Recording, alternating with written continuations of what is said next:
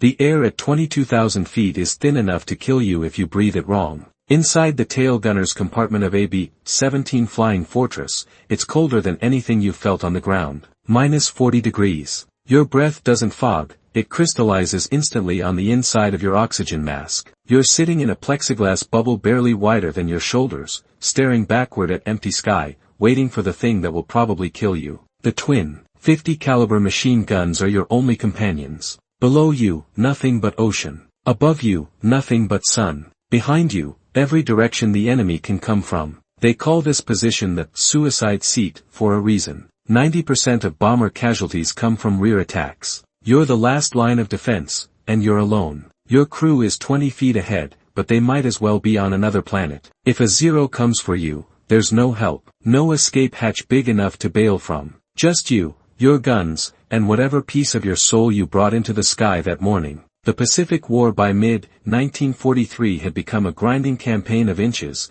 measured in blood and aviation fuel across thousands of miles of ocean. The United States Army Air Forces had committed to a strategic bombing offensive against Japanese-held territories, striking bases, supply lines, and shipping from New Guinea to the Philippines. The Boeing B-17 Flying Fortress, legendary over Europe, was less common here. The Pacific belonged mostly to the B-24 Liberator, with its longer range and higher payload. But some squadrons still flew the B-17, and the men inside them learned quickly that the war here was different. In Europe, you faced flak and coordinated Luftwaffe squadrons with heavy cannons. In the Pacific, you faced the Mitsubishi A-6M0, a fighter so fast, so maneuverable, that it could dance around a bomber's defensive fire like a wasp around a bear. And it always came from behind. The tail gunner position was an afterthought in early bomber design. When the B-17 was conceived in the mid-1930s, aerial combat doctrine still assumed that speed and altitude would protect bombers from enemy fighters. The notion of a dedicated rear gunner, sealed into a separate compartment at the aircraft's tail, only came later, after the realities of war proved that bombers were sitting ducks without full spherical defense. By 1943, the tail position had evolved into a cramped mechanical womb of aluminum and glass. The gunner sat on a bicycle-style seat, knees pulled up, feet braced against supports, hands gripping the spade grips of two Browning M2 machine guns. The compartment was so small that if you were over 5'9", you had to hunch. If you were broader than average, you didn't fit at all. There was no room to move, no room to stretch, no room to panic. You entered through a narrow tunnel from the waist gunner section, crawling on your hands and knees, dragging your flak vest and parachute harness behind you. Once inside, you stayed inside, for 6 hours, 8 hours, sometimes more. The statistics were brutal and everyone knew them. Analysis of bomber losses in the Pacific showed that over 60% of successful fighter kills came from astern attacks,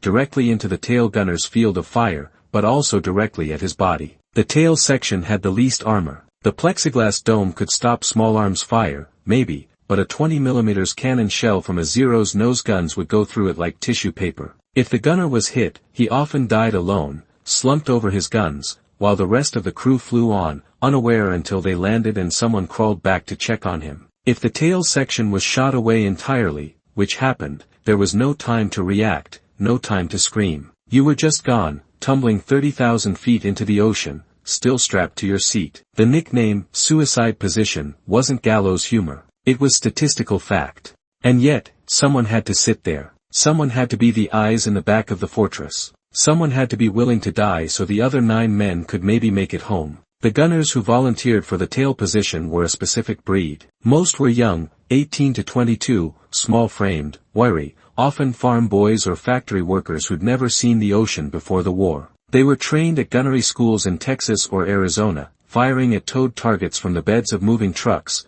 learning to lead a target, to control their breathing, to squeeze the trigger in short disciplined bursts. But no amount of training prepared you for the reality of combat at altitude. The cold was the first enemy. Even with heated suits, your fingers went numb. The oxygen system was the second enemy. If your mask froze or your hose kinked, you had maybe 15 seconds before hypoxia turned your brain to soup. The loneliness was the third enemy. In the waist or the nose, you had a buddy, someone to share the terror with. In the tail, you had your thoughts, your prayers, and the voice of the pilot crackling over the intercom every 20 minutes asking if you were still alive. Most tail gunners didn't talk much. They didn't joke. They didn't make friends. They just sat, and watched, and waited. The Mitsubishi A6M0 was, in 1943, still one of the most feared aircraft in the sky. It had ruled the Pacific since Pearl Harbor, shooting down everything the Allies could throw at it with humiliating ease. It was fast, over 330 miles per hour in level flight. It could climb like an elevator and turn inside anything with wings. Its 20mm cannons could shred a bomber's skin, and its 7.7mm machine guns could kill a man with a single round. But its greatest weapon was its pilot. Japanese naval aviators were trained to a level of precision that bordered on fanaticism. They practiced deflection shooting until they could hit a moving target from any angle. They studied American bomber formations, learned the blind spots, the weak points, the moments of vulnerability. And they knew, above all, that the tail gunner was the key. Kill him first, and the bomber's entire rear hemisphere was defenseless. So they came in low, they came in fast, and they came from directly astern, nose guns blazing, committed to the attack run even if it meant flying through the gunner's fire. It was a game of nerve. Whoever flinched first, died first. By late 1943, the myth of the tail gunner had grown dark. Stories circulated through the squadrons of men who'd lasted 1 mission, 2 missions, 5 missions before their luck ran out. There were tales of gunners found dead at their posts, still gripping their guns, eyes frozen open. There were tales of tails blown clean off, the gunner's body never recovered. There were tales of men who came back from a mission and refused to get back in the tail, who were court-martialed or transferred or who simply walked into the propeller one morning because they couldn't take it anymore. The position had the highest turnover rate in the bomber fleet. It had the highest casualty rate. It had the highest rate of psychological breakdown. And yet, every morning, someone climbed into that plexiglass coffin and flew into the sky, because the mission required it, because the crew needed it, because someone had to be the last man standing between the enemy and home. The man who would defy every one of those statistics was not extraordinary in appearance or background. He was 20 years old, 5'7", 140 pounds soaking wet. He'd grown up in the Midwest, the son of a machinist, and he'd enlisted 3 days after his 18th birthday, not out of patriotism particularly, but because the factory was closing and the war was the only job in town. He'd scored high on the mechanical aptitude tests, high enough to be trained as an aerial gunner,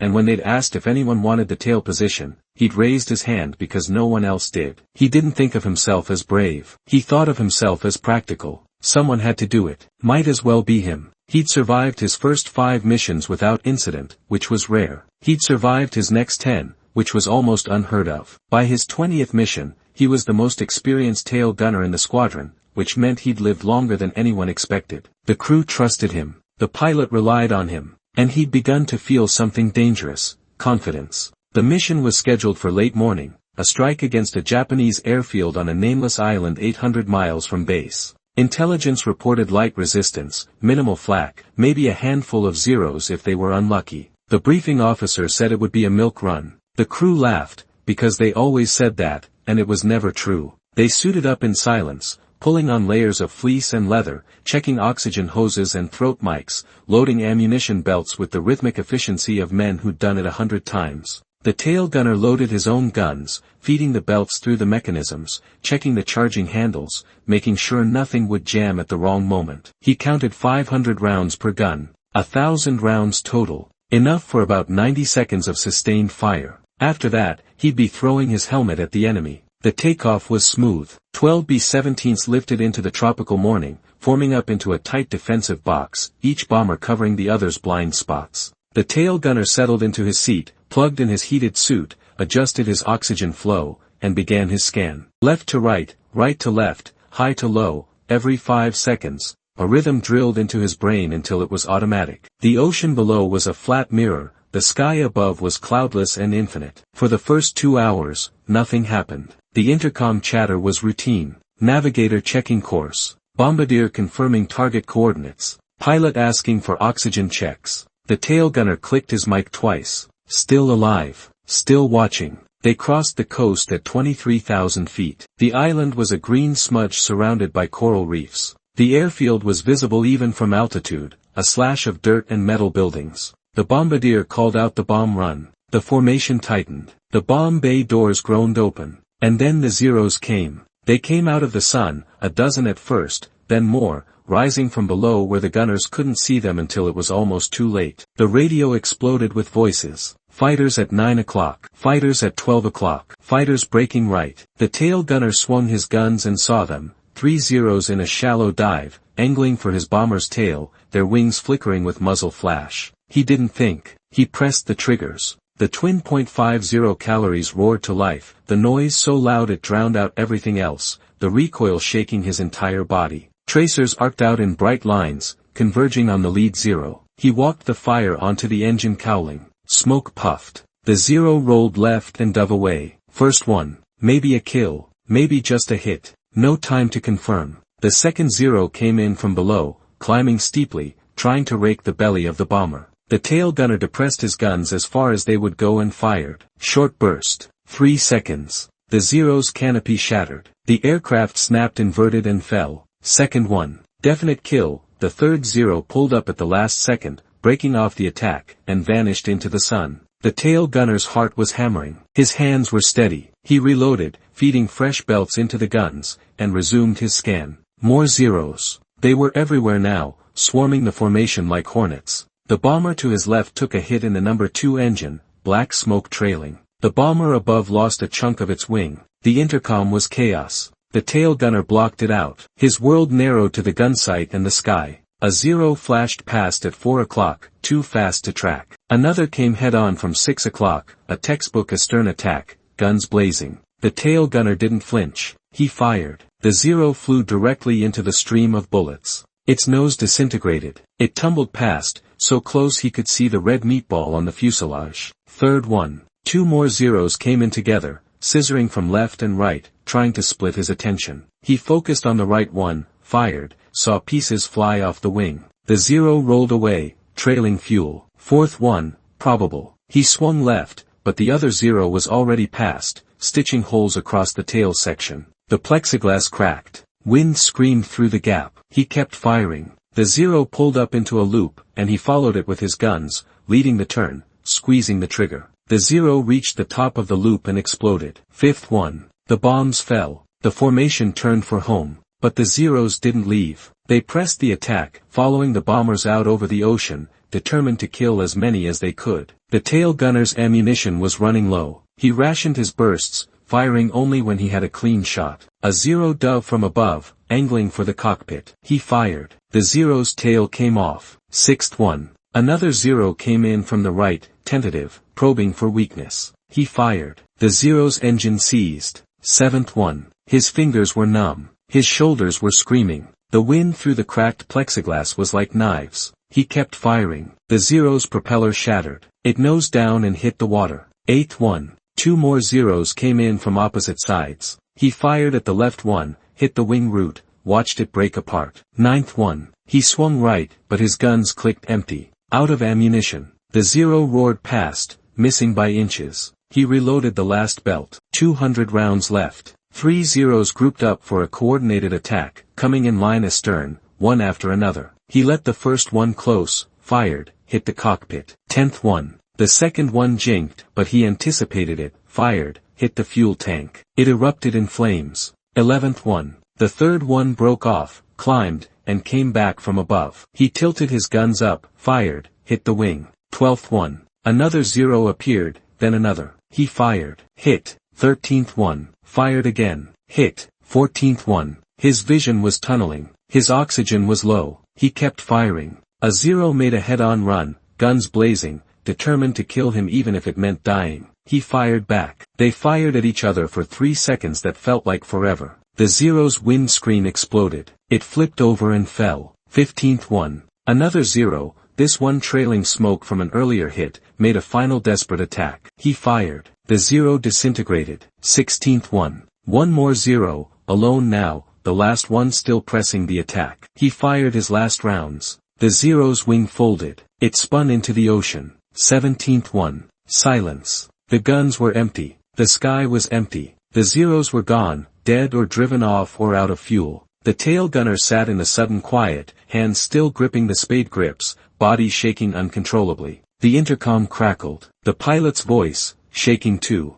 Tail gunner, report. He clicked the mic, still here. His voice didn't sound like his own. The flight home took 4 hours. He didn't move the entire time. They touched down at dusk. The ground crew swarmed the bomber, counting holes, shaking their heads. 163 holes in the fuselage. The tail section looked like Swiss cheese. The tail gunner crawled out of his compartment, stiff and numb, and collapsed on the tarmac. The pilot grabbed him, held him up, asked if he was hit. He shook his head. Not hit, just empty. The crew gathered around. Someone counted the gun camera footage. 17 confirmed kills. 17 zeros. In one mission. The squadron commander didn't believe it. He reviewed the footage himself, frame by frame. Every kill verified. 17. The story spread through the base like wildfire. By morning, every airman knew. The tail gunner who'd shot down 17 zeros. The man who'd turned the suicide seat into a killing machine. They wanted to pin a medal on him,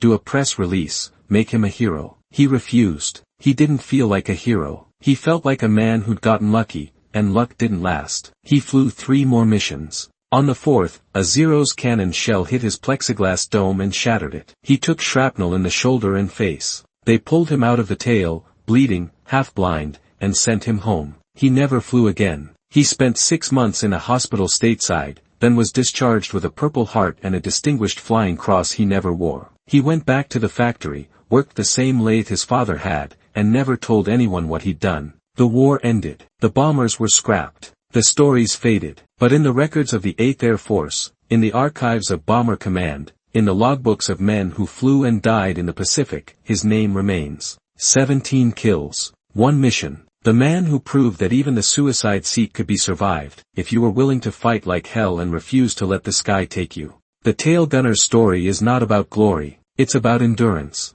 It's about the men who sat in the loneliest, coldest, deadliest place in the war and did their job anyway. It's about the fact that survival, sometimes, is its own kind of victory. The B-17s are gone now, melted down or rusting in museums. The Zeros are gone too, but the memory of that day, when one man held the line against impossible odds, remains. Not because it was heroic in the Hollywood sense, but because it was real, because it happened, because someone had to sit in that seat, and he did, and he lived to tell about it, even if he never told anyone. The sky remembers. The ocean remembers. And somewhere, in the cold thin air at 22,000 feet, the ghost of that moment still hangs, a young man, alone, defiant, refusing to die.